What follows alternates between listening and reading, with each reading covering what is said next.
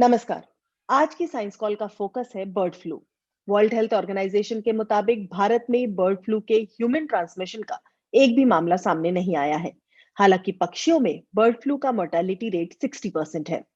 वैसे एक्सपर्ट्स कहते हैं कि बर्ड फ्लू के इंसानों में फैलने के चांसेस बहुत कम है, लेकिन ये तो पता होना ही चाहिए कि बर्ड फ्लू के संक्रमण को कैसे हैंडल किया जाए। तो आइए साइंस कॉल पर बात करते हैं डॉक्टर प्रवीण मलिक जी से। आप एनिमल हस्बेंड्री कमिश्नर हैं।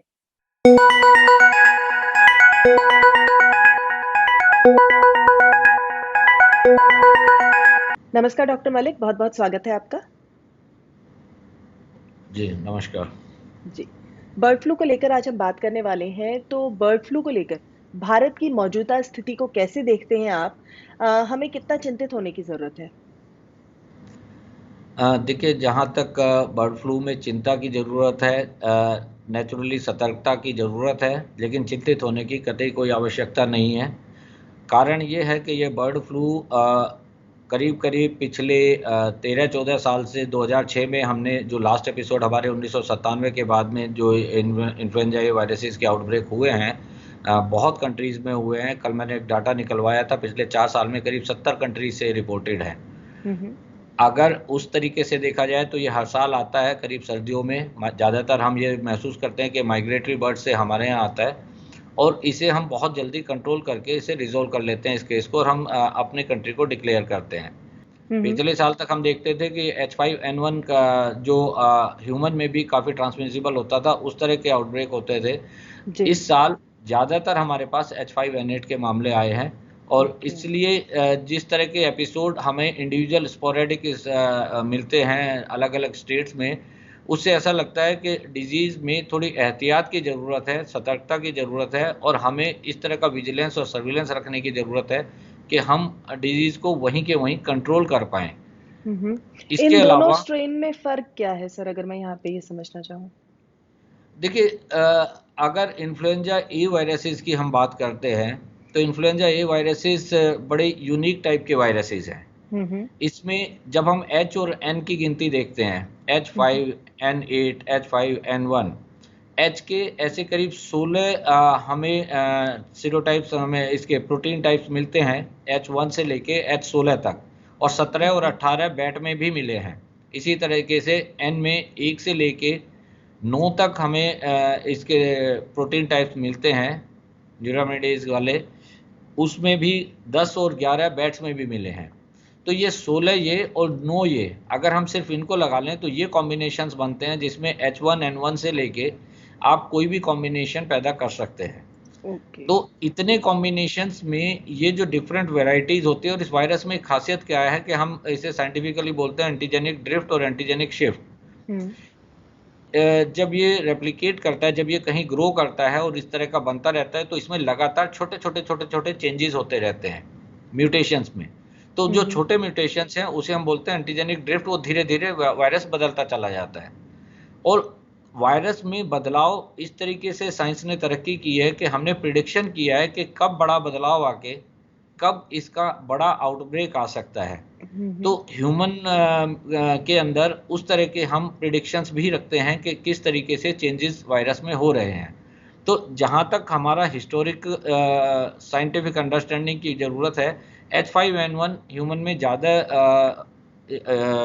विरुलेंट रहा है, हाँ हाँ। वहाँ उसने ज़्यादा डिजीज़ कॉज की है।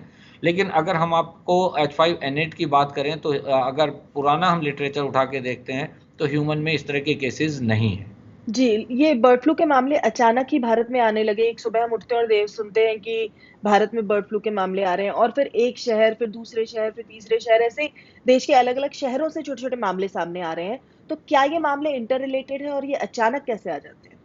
देखिए, जहाँ तक अभी तक, क्योंकि इसकी एपिडेमियोलॉजिकल इन्वेस्टिगेशंस की फर्दर ज़रूरत है, लेकिन जो हमने शुरुआत देखी, अगर आप देखें कि सबसे पहले केरल ने रिपोर्ट किया, सबसे पहले हिमाचल ने रिपोर्ट किया। केरल और हिमाचल डिस्टेंस वाइज अलग-अलग हैं। केरल से ये हुँ। H5N8 रिपोर्ट हुआ, जो डक्स में रिपोर्ट हुआ।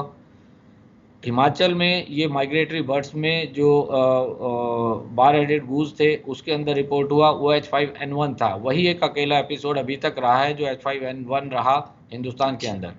इसके बाद मध्य प्रदेश में कौवों में आया, राजस्थान में कौवों में आया, इस तरीके से हम जहाँ भी देखते हैं ये बिल्कुल अनरिलेटेड टाइप के एपिसोड्स अभी हमें दिख रहे हैं अलग अलग राज्यों से। हो सकता है किसी वाइल्ड पॉपुलेशन में जो सर्विलेंस के बाहर रही हो वहाँ वो वायरस सर्कुलेट करता हुआ थोड़ा बहुत रह गया हो। जैसे ही सर्दी आई, स्ट्रेस की कंडीशन आई, उधर से माइग्रेटरी बर्ड्स आई, वो भी स्ट्रेस में आई, तो जनरली ये डिजीज प्रेसिपिटेट करती है इस सीजन में। और ये सीजन में बार बार ये डिजीज आती है। पोल्ट्री के अंदर तो हमारे पास समाधान है कि हम कल करके उसे निकाल सकते हैं, लेकिन वाइल्ड बर्ड्स के अंदर हमारे पास सिर्फ एक ही चीज़ रहती है कि जो माइग्रेटरी बर्ड्स हैं उसकी सर्विलेंस और जो जागरूकता की हम बात करते हैं वो अगर रखें, तो जैसे ही हमें पहली डेड बर्ड या अफेक्टेड बर्ड साइंस वाली मिलती है, तुरंत हम उसे कंट्रोल करने की कोशिश करते हैं, उस एरिया को कॉर्डन करने के बाद, उस एरिया की बायोसिक्योरिटी बढ़ाने के बाद, डिसइंफेक्शन कर। जी, बर्ड फ्लू से सबसे ज्यादा खतरा किसको है? इंसानों को, पक्षियों को, जानवरों को? कैसे देखते हैं? देखिए, अगर इसे थ्योरेटिकली देखा जाए तो बर्ड फ्लू या कोई भी इन्फ्लुएंजा ए वायरसेस, चाहे वो बर्ड फ्लू हो, अगर हम इसी को एक दूसरे तरीके से देखते हैं, स्वाइन फ्लू भी है, तो इस तरह के जितने ये फ्लू है इन्फ्लुएंजा ए वायरसेस, इसमें खतरा तो है कि ह्यूमन को आ सकता है, लेकिन हमें ये महसूस करने की ज़रूरत है कि इस एपिसोड में क्या वायरस है, उसकी पैथोजेनिसिटी कितनी है और किस तरीके से ये पॉपुलेशन को अफेक्ट कर सकता है, उसके मोड ऑफ ट्रांसमिशन क्या है, आदमी में आने की गुंजाइश कितनी है। अगर मैं कहूँ आम जनता के लिए तो इसमें अभी तक कतई कोई खतरा नहीं है, कतई कोई चिंता की बात नहीं है, बिल्कुल हम सेफ हैं। सिर्फ एक जगह हमें थोड़ा सा लगता है कि जहाँ बर्ड्स डेड हो रही हैं तो बर्ड्स में ज़्यादा है, खासतौर से पोल्ट्री में, जहाँ एक साथ फ्लॉक में हम बहुत सारी मुर्गियाँ रखते हैं, हम लाख लाख 2-2 लाख की हमारे पास मुर्गियाँ एक साथ हैं।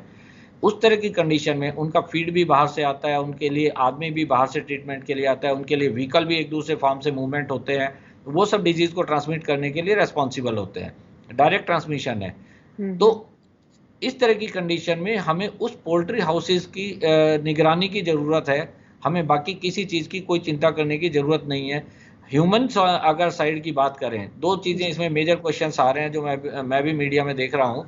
एक क्वेश्चन आता है कि आदमी के अंदर क्या गुंजाइश है, तो आदमी में, आम जनता में कोई चिंता की बात नहीं है।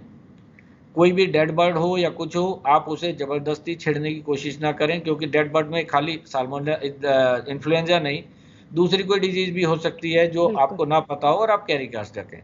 उसके लिए थोड़ी बायोसिक्योरिटी की रिक्वायरमेंट होती है। दूसरी चीज़ होती है कि जो लोग इसके हैंडलर्स हैं, जब वो डेड बर्ड्स हमें मिली तो उन्हें डिस्पोज करने भी आदमी जाएगा। उनके लिए, क्योंकि थोड़ा सा ह्यूमन को ट्रांसमिसिबल डिजीज है, तो हम उनके लिए पीपीई किट और सारे प्रोटेक्टिव इक्विपमेंट हम उनको दे के प्रोवाइड करते हैं, डिसइंफेक्टेंट्स उनको देते हैं, ताकि वो उस तरीके से तैयार होके जाएं कि कोई खतरा ना बचे।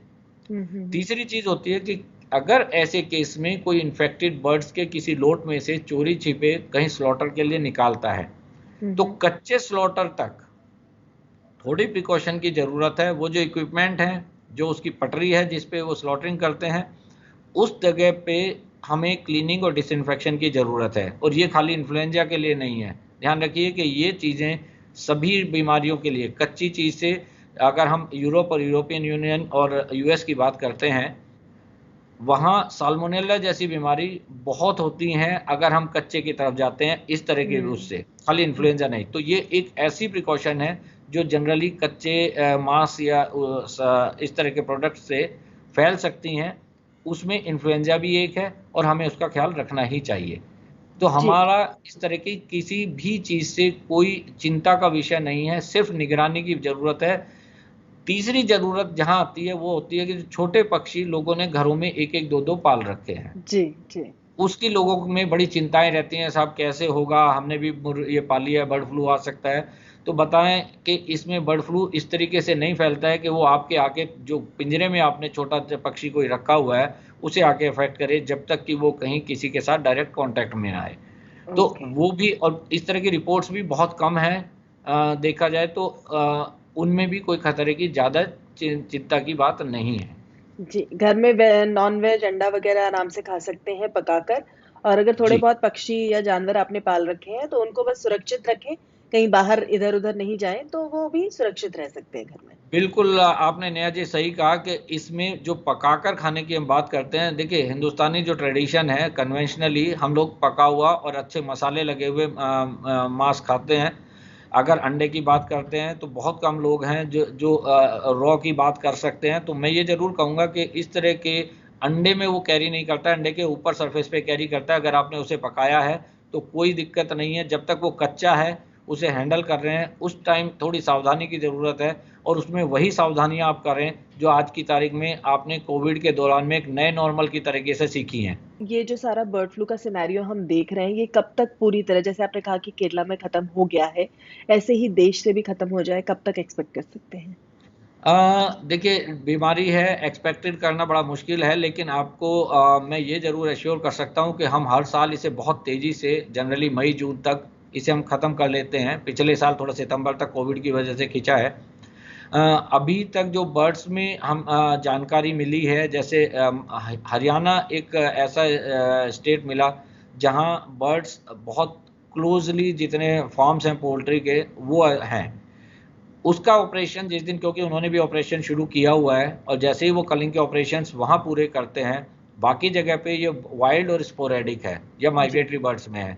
बीच बीच में छुटपुट कोई एक दो पोल्ट्री फार्म्स कहीं इन्वॉल्व हैं, शायद ऐसा सुनने में आया। मुझे अभी इसकी पूरी जानकारी, मेरे को डाटा लेना पड़ेगा कि अगर शायद महाराष्ट्र में एक या दो पोल्ट्री फार्म्स में उन लोगों ने कहा था, अगर ऐसा है तो वहाँ वो कलिंग ऑपरेशंस पूरा करने के बाद हम उम्मीद करते हैं कि अगले 3 से 4 महीने में जो पोस्ट ऑपरेटिव सर्विलेंस है, हम फ्री डिक्लेयर अपने आप को 4 महीने में, 3 महीने का टाइम तो पोस्ट ऑपरेटिव का ही है, जी। उसके जी। बाद हम इसे डिक्लेयर कर सकते हैं।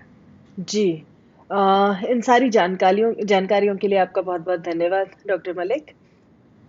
जी, बहुत-बहुत धन्यवाद आपका। और हम ज़रूर, मैं जाते हुए सिर्फ़ एक चीज़ ज़रूर लोगों से कहना चाहूँगा, और ये चीज़ मैं चाहूँगा कि वो आगे भी फैलाएँ, कि इसमें डरने की ज़रूरत नहीं है, पैनिक होने की ज़रूरत नहीं है, इसमें सिर्फ़ सावधानी बरतने की ज़रूरत है। और ना अंडा खाने से, जो लोग अंडा और मांस खाते हैं, उन्हें इसे खाने से सिर्फ़ अच्छे से पकाने की, स्वच्छता का ध्यान रखने की ज़रूरत है। बाकी इसमें कोई घबराने की बात नहीं है कि इसके थ्रू आपको बीमारी फैल सकती है। धन्यवाद बहुत-बहुत। जी, नमस्कार। इतनी सारी जानकारियाँ और एहतियातन जो आपने हमें बताए हैं, थैंक यू सो मच। धन्यवाद जी। जी, नमस्कार। नमस्कार।